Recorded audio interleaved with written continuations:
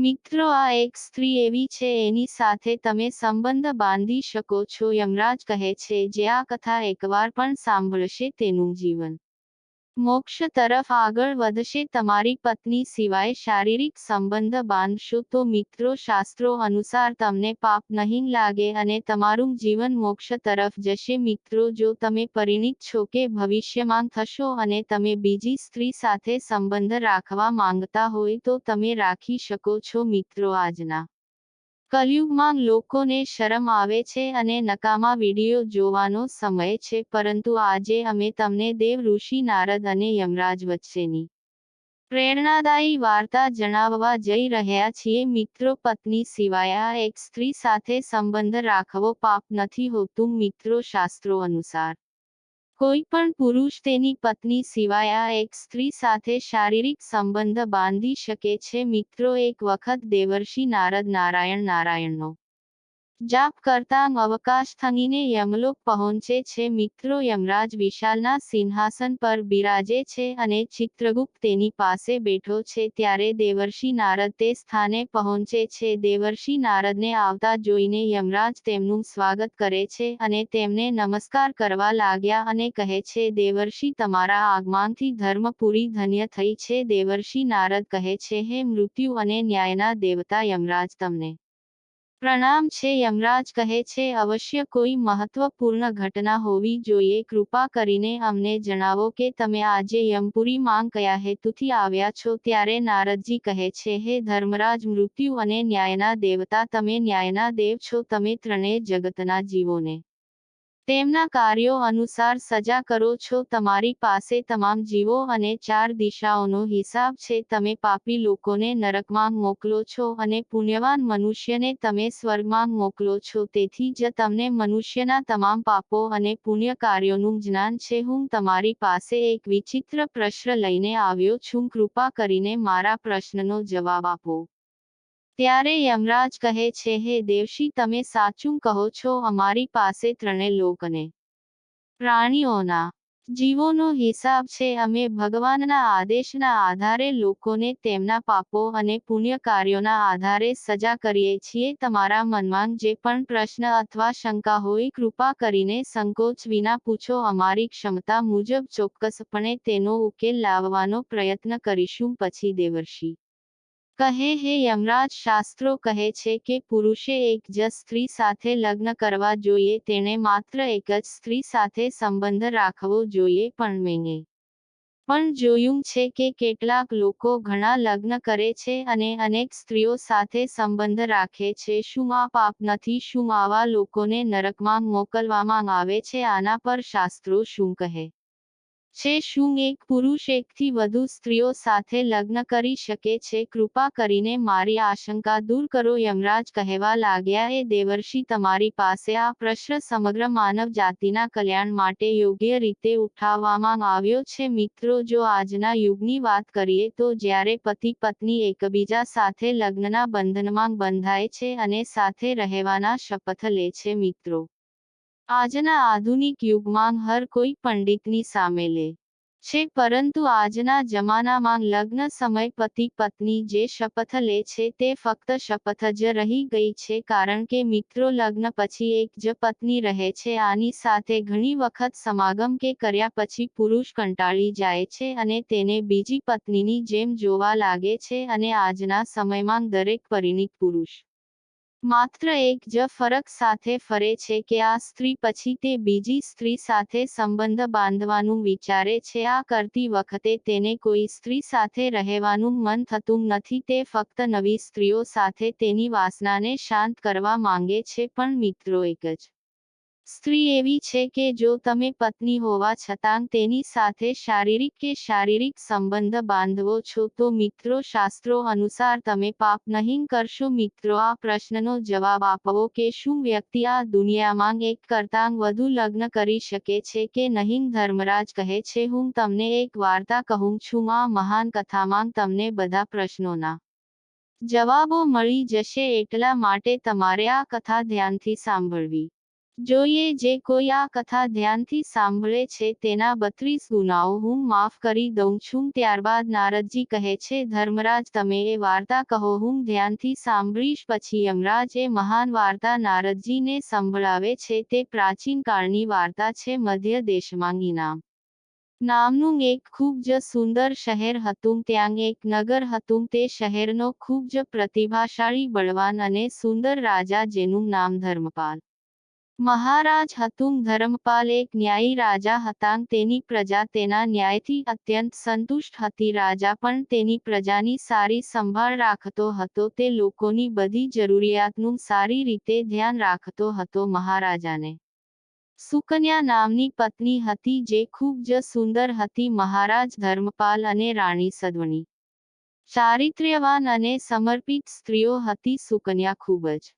દયાળુ સ્વભાવની હતી. તે દરેક પ્રકારના યજ્ઞ, દાન, ધર્મ અને કર્મકાંડ કરતી હતી. તેના સામ્રાજ્યમાં બધું જ હતું, પણ માત્ર એક જ કારણથી મહારાજા, રાણી અને પ્રજા દુઃખી રહી હતી. મહારાજાને કોઈ સંતાન ન હતું, જેના કારણે મહારાજા દુઃખી અને ચિંતિત રહ્યા. લોકોને પણ મહારાજની સ્થિતિ ગમતી ન હતી. ઘણા પ્રયત્નો થતા મહારાજને સંતાન ન થયું. મહારાજે ઘણી વિધવાઓને બોલાવી પુત્ર પ્રાપ્તિ માટે અનેક ઉપાયો કર્યા. દાન, પુણ્ય કર્યું, ઉપવાસ, ક્યાંક પણ કોઈ ઉપાયથી તેઓ સંતોષ ન થયા. પછી એક દિવસ લોકો મહારાજ પાસે આવ્યા અને કહે કે મહારાજ, તમે પુત્ર પ્રાપ્તિ માટે બીજા લગ્ન કરો. તમારે પુત્રની પ્રાપ્તિ માટે બીજા લગ્ન કરવા જોઈએ. પણ મહારાજ તેમના લોકો સાથે સંમત નથી.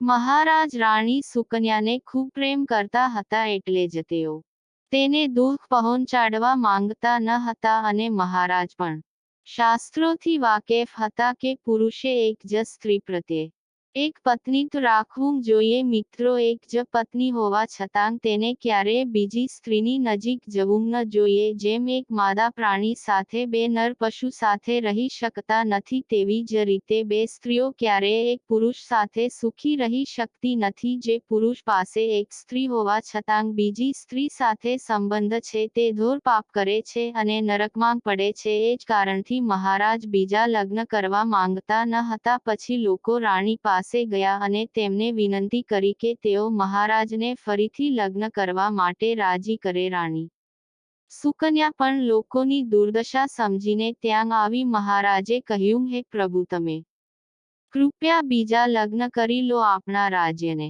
ભવિષ્યમાં એક રાજાની આવશ્યકતા પડી શકે છે. ત્યારે રાજાએ રાણીને મનાઈ કરી અને કહ્યું, એ પ્રિય, હું ફરીથી લગ્ન કરીશ તો પણ હું પાપને પાત્ર થઈશ. મારી નરકમાં જવું પડશે. અને તું મને કહે કે તું મારા બીજા લગ્નથી ખુશ રહી શકીશ. તો રાણી કહે, હે પ્રભુ, તારી ખુશીમાં જ મારી ખુશી છે. અમે મારી સોતનને મારી બહેન માનીને પ્રેમ કરીશ. મહેરબાની કરીને અચકાશો નહીં. હું એક ક્ષણ માટે પણ દુઃખી નહીં થઈશ. હું તમને લગ્ન માટે સંમતિ આપીશ. મહારાજ કહે છે, હે દેવી, પણ મારાથી જે પાપ થાય છે તેનાથી મને કોણ બચાવશે? સ્ત્રી હોવા છતાં બીજી સ્ત્રી સાથે સંબંધ, આ પાપમાંથી કોઈ મુક્તિ નથી. હું ઘરમાં આવી આફત સર્જવા માંગતો નથી. બીજી તરફ સ્વર્ગમાંથી મહારાજના તમામ પૂર્વજો, તેઓ આ ઘટના જોઈ રહ્યા હોય છે. તે તેમના પુત્રના આવા વર્તનથી ખૂબ જ દુઃખ થાય છે. મહારાજને પુત્ર ન હોય તો કુળનો નાશ થાય. આ ભયને લીધે બધા પૂર્વજો ખૂબ જ દુઃખી થાય છે.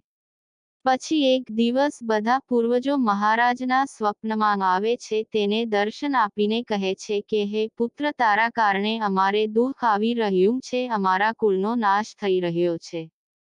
ત્યારે મહારાજ તેમના પૂર્વજોને કહે છે, એ મહાત્માઓ, મેં એવું શું પાપ કર્યું છે કે તમે બધા તમારા આત્માને આટલા દુઃખી થયા છો? શાંતિ માટે જે પણ ઉપાય હશે તે હું ચોક્કસ કરીશ. એટલે જ તે પૂર્વજો કહેવા માંડે છે કે હે પુત્ર, અમારા ઉદ્ધારનો એક જ ઉપાય છે અને તે છે તારું બાળક. જો તું પુત્રને જન્મ નહીં આપે તો અમે તારી સાથે નરકમાં પણ જવું પડશે. અમારું આખું કુળ અને વંશ નાશ પામશે અને તમને ફરીથી લગ્ન કરવા વિનંતી કરીએ છીએ. પુત્ર વિના માણસને મોક્ષ નથી મળતો. તે પુત્ર છે જે માતા પિતાને બચાવે છે અને શ્રાદ્ધ કરે છે ત્યારે તેમની મોક્ષ આપે છે. જો તેને પુત્ર હોય તો આપણા પાપોનો નાશ થાય છે. જ્યારે તે પૃથ્વી પર દાન કરે છે ત્યારે આપણને સ્વર્ગમાં ભોજન મળે છે. એટલે જય પુત્ર પ્રાપ્તિ માટે તું જલ્દી કોઈ ઉપાય શોધી લે. પૂર્વજોની વાત સાંભળીને પણ મહારાજ બીજા લગ્ન કરવા માટે તૈયાર નથી થતા. પછી બધા દુઃખી થઈને યમરાજ પાસે જાય છે અને તેમને વિનંતી કરે છે કે હે ધર્મરાજ, કૃપા કરીને અમારા કુળની રક્ષા કરો. અમારા પુત્રને કોઈ સંતાન નથી અને સંતાન વિના આપણું કુળ નાશ પામશે. કૃપા કરીને અમારા પુત્રને ફરીથી લગ્ન કરવાની અનુમતિ આપો. ત્યારે યમરાજ કહે છે, એ મહાત્માઓ, હું તમારા પુત્રને ચોક્કસપણે સમજાવીશ અને તેને પુત્ર પ્રાપ્ત કરવાની પ્રેરણા આપીશ. આમ કરવાથી યમરાજ પૃથ્વી પર આવે છે. જય જય બજરંગ બલી કી જય હો. દરેક ભક્ત જે આ વિડિયો જોઈ રહ્યો છે તેના ઘરમાં સૂક્ષ્મજી રહે, તેના ઘરમાં કોઈ મુશ્કેલી ન આવે અને આખો પરિવાર સુખ શાંતિથી વ્યાપન કરે. જીવન સુખી અને શાંતિથી પસાર થાય છે. મિત્રો, જો તમારામાંથી કોઈ જો જય જય બજરંગબલીજી માંગ વિશ્વાસ હોય તો જો તમે ખરેખર ભક્ત હો તો તમે આ વિડિયોને લાઈક કરો અને નીચે કોમેન્ટ બોક્સમાં એકવાર જય જય બજરંગબલી લખો. જે કોઈ પણ ભક્ત કમેન્ટ બોક્સમાં જય જય બજરંગબલી લખે તો તેના મનની જે ઈચ્છા હોય તે ભગવાન પૂરી કરશે. વાર્તા સાથે આગળ વધીએ. જ્યારે યમરાજ પૃથ્વી પર આવે છે અને ઋષિનું રૂપ ધારણ કરે છે, તે મહારાજા ધર્મપાલના દરબારમાં જાય છે. તે ઋષિને જોઈને મહારાજા ધર્મપાલ ખૂબ જ ખુશ થઈ જાય છે અને તેમનો આદર કરે છે. તેઓ તેમને પૂછે છે કે હે મહાત્મા, તમે કોણ છો અને કયા હેતુથી અમારા રાજ્યમાં આવ્યા છો? તમારા ચહેરાનું તેજ જોઈને એવું જણાય છે કે તમે ચોક્કસપણે મહાન તપસ્વી છો. પછી ઋષિ રાજાને કહે છે, હે વત્સ, હું યમરાજ છું. તમારા પૂર્વજોની વિનંતીથી જ હું પોતે તમને મળવા આવ્યો છું. એવું સાધુ મહારાજને કહે છે કે હે વત્સ, તે તમારા પૂર્વજોને નારાજ કર્યા છે, જેના કારણે તમારું સમગ્ર સામ્રાજ્ય નાશ પામશે. પુત્ર વિના તમારી દુર્ગતિ થશે. તને ક્યારેય મોક્ષ નહીં મળે. શાસ્ત્રો કહે છે કે માણસે મોક્ષ મેળવવા માટે પુત્રને જન્મ આપવો જોઈએ. ત્યારે મહારાજ કહે, એ ધર્મરાજ, હું લાચાર છું. હું ફરીથી લગ્ન કરીને પાપનો ભાગીદાર બનવા માંગતો નથી. તેનાથી તો સારું જ હું પુત્રહીન થઈને મારું જીવન વ્યતીત કરું. હે વત્સ, તારી પત્ની પ્રત્યેની નિષ્ઠા અને નિષ્ઠા જોઈને મને ખૂબ આનંદ થાય છે. પરંતુ હે ધર્મપાલ, એક પુરુષ ચોક્કસપણે બીજા લગ્ન કરી શકે છે. તેમાં કોઈ પાપ નથી. જો કોઈ પુરુષની પત્ની તેના બીજા લગ્ન માટે સંમતિ આપે તો તે પુરુષ ચોક્કસપણે ફરીથી લગ્ન કરી શકે છે. તેમાં કોઈ પાપ નથી. મિત્રો, શાસ્ત્રો કહે છે કે જો તેને એક પત્નીથી પુત્ર ન મળે અને તેની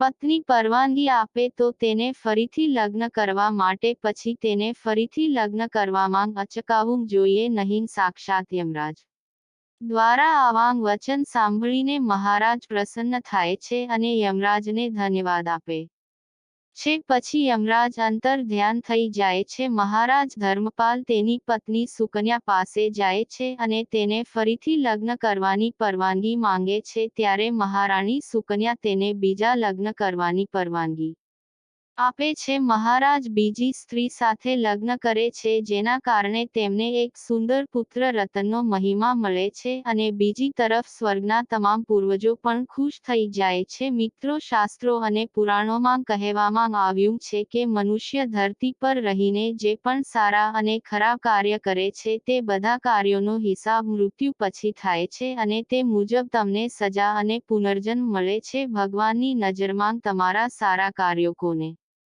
કહેવાય છે અને ખરાબ કાર્યોને પાપ કહેવામાં આવે છે. પુરાણોમાં ઘણા સારા અને ખરાબ કાર્યો જણાવવામાં આવ્યા છે. ગરુડ પુરાણ અને ઉપનિષદમાં એવું પણ કહેવામાં આવ્યું છે કે મૃત્યુ પછી તેના પાપ કર્મોને લીધે માણસને વિવિધ પ્રકારના પાપોની સજા મળે છે. કઈ અલગ અલગ સજા આપવામાં આવે છે. ગરુડ પુરાણમાં ઉલ્લેખ છે કે પૃથ્વી પર માણસ જે પણ પાપ કરે છે તે બધા પાપોની એક પછી એક જુદી જુદી સજા આપવામાં આવે છે. યમના ન્યાયમાં તે કોઈ પણ પાપની સજામાંથી બચી શકાતું નથી મિત્રો ગરુડ પુરાણમાં કહેવાયું છે કે જે પુરુષ સાથે વ્યભિચારી સંબંધ હોય તેને લોખંડના ગરમ સળિયાથી આલિંગન કરાવવામાં આવે છે પોતાના ગોત્રની સ્ત્રી સાથે સંબંધ રાખનાર પુરુષને નરકની આજ્ઞાઓ ભોગવી પડે છે અને તેને લકકડગુના રૂપમાં જન્મ લેવો પડે છે મિત્રો કુંવારી કે અલાયુ યુવતી સાથે શારીરિક સંબંધ બાંધનારને નરકની આજ્ઞાઓ સહન કરીને અજગરના રૂપમાં જન્મ લેવો પડે છે વાસનાના કારણે ગુરુની પત્ની આવી વ્યક્તિ વર્ષો સુધી નરકમાં રહે છે ત્રાસ સહન કર્યા પછી વ્યક્તિ કાચંડીની યોનિમાં જન્મ લે છે મિત્ર સાથે વિશ્વાસઘાત કરીને તેની પત્ની સાથે સંબંધ બનાવવા વાળા વ્યક્તિને યમરાજ ગધેડાની યોનિમાં જન્મ આપે છે પરંતુ વ્યભિચાર અને ક્ષેત્રપિંડી કરતા પણ મોટું પાપ છે જેની સજા આખરી છે મહાભારત સમયે એક વ્યક્તિએ આવું પાપ કર્યું હતું પરંતુ આજકાલ ઘણા લોકો આવા પાપ કરવા લાગ્યા છે જાણો શું છે તે પાપ અને તેની સજા શું છે મિત્રો ભગવાન શ્રીકૃષ્ણની નજરમાં સૌથી મોટું ગુણ હત્યા છે મહાભારત યુદ્ધ સમાપ્ત થયા પછી જ્યારે દ્રોણાચાર્યના પુત્ર અશ્વસ્થામાએ બ્રહ્માસ્ત્રનો ઉપયોગ કરીને ઉત્તરાના અજાત બાળક પરીક્ષિતની હત્યા કરી ત્યારે ભગવાન શ્રીકૃષ્ણ સૌથી વધુ ગુસ્સે થયા મિત્રો શ્રીકૃષ્ણે સમય જાહેર કર્યું હતું કે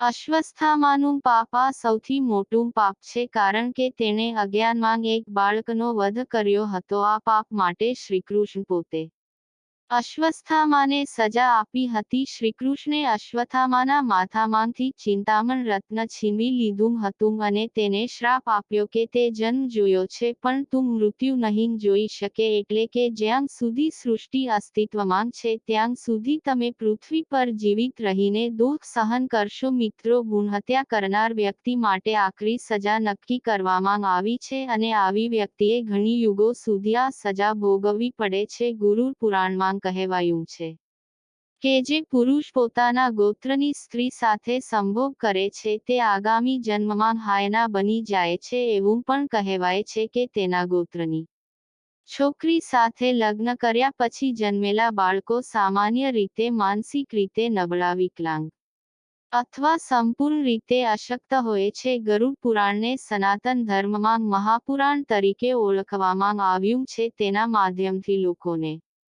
ખરાબ કર્મો છોડીને ધર્મના માર્ગે ચાલીને સારું જીવન જીવવાનો સંદેશ આપવામાં આવ્યો છે પુરાણમાં સાચા ખોટા કાર્યોની પણ સમજણ આપવામાં આવી છે તેના આધારે જણાવવામાં આવ્યું છે કે મૃત્યુ પછી વ્યક્તિને કયા પાપની શું સજા મળે છે ગરુડ પુરાણમાં કહેવામાં આવ્યું છે કે વ્યક્તિના કર્મોના આધારે મૃત્યુ પછી સ્વર્ગ અને નરક મળે છે મિત્રો એકવાર અર્જુને ભગવાનને પૂછ્યું કે માણસ ઈચ્છા ન હોવા છતાં કેમ પાપ કરે છે અને તેના પાપનું પરિણામ ભોગવવા માટે તે જેલમાં જાય છે અને 84 લાખ પ્રજાતિઓમાં જાય છે ઈશ્વરી જવાબ આપ્યો કે ઈચ્છા માણસને પાપ કરે છે અને ઈચ્છામાંથી ઉત્પન્ન થતા ક્રોધ અને લોક સમાન છે માણસ પાપમાં લલચાય છે અને પાપને લીધે તે દુઃખી થઈને દુઃખમાં જાય છે મિત્રો મનુષ્યના મનમાં ઇન્દ્રિયોમાં બુદ્ધિમાં અને સંસારમાં ઈચ્છાનો વાસ હોય છે ઈચ્છા જ માણસની દુશ્મન છે અને તેના પતનનું કારણ છે જ્ઞાનની તલવારથી તેનું નાશ કરવો જોઈએ મનુષ્યનું કર્મ બંધનનું કારણ બને છે પરંતુ જો તે જ ક્રિયાઓ અન્યના ભલા માટે કરવામાં આવે છે તો તે મુક્ત બને છે જો પોતાના માટે કરવામાં આવે જો સ્વાર્થથી કરવામાં આવે છે તો તે મુક્ત બને છે જો પોતાના માટે કરવામાં આવે જો સ્વાર્થથી કરવામાં આવે ઈચ્છાથી કરવામાં આવે તો તે ક્રિયાઓ બંધન થઈ જાય છે અને અન્ય માટે જો આપણે નિસ્વાર્થપણે કરીએ જો પ્રેમથી કરીએ તો તે જ ક્રિયાઓ મુક્તિના આનંદનું કારણ બને છે મિત્રો અન્ય માટે કર્મ કરવું યજ્ઞ છે ગીતામાં ઘણા પ્રકારના યજ્ઞો જણાવવામાં આવ્યા છે અન્યના લાભ માટે સમય સંપત્તિ અને સંસાધનોનું રોકાણ કરવું એ યજ્ઞ છે ભગવાનની પ્રાપ્ત કરવાના હેતુથી યોગ કરવો એ યોગયજ્ઞ છે ઇન્દ્રિયો પર નિયંત્રણ એ સંયમ યજ્ઞ છે ભગવાનની સમર્પણ કરવું ભક્તિ યજ્ઞ છે, શરીરથી અલિપ્ત થવું એ જ્ઞાનનો યજ્ઞ છે, પોતાની જાળવી એ જ્ઞાનનો યજ્ઞ છે, જે બધા યજ્ઞોમાં શ્રેષ્ઠ છે મિત્રો, કારણ કે તેનાથી આપણે બધું જ કરી શકીએ